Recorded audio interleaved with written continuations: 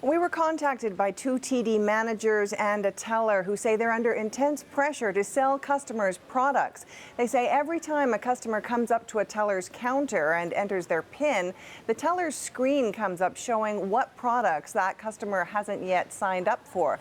And the teller is expected to convince the customer to do just that, sign up for a credit card or a line of credit or overdraft protection. The tellers say if they don't meet quarterly sales targets, they could be fired.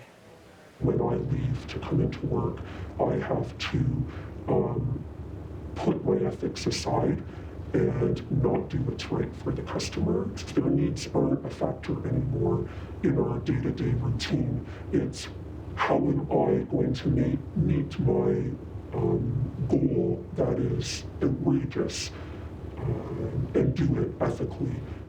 Now, the bank employees say there's always been an expectation to sell products. It is a bank and it has to make a profit, but that the pressure to sell to customers has increased in recent years. For several years now, interest rates have been low, so banks are making less money on mortgages and other loans.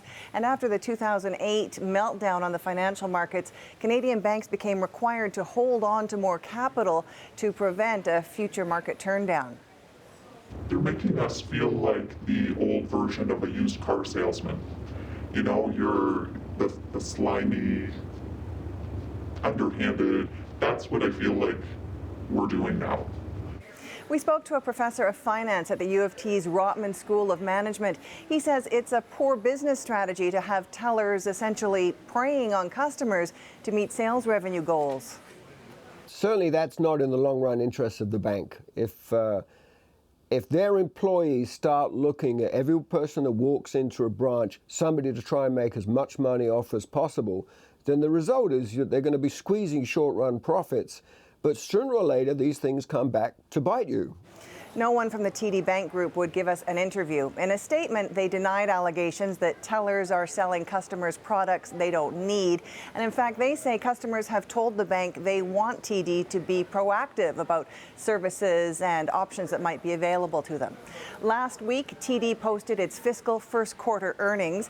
They were up 14% from a year ago, making it now the biggest bank in Canada in terms of its assets.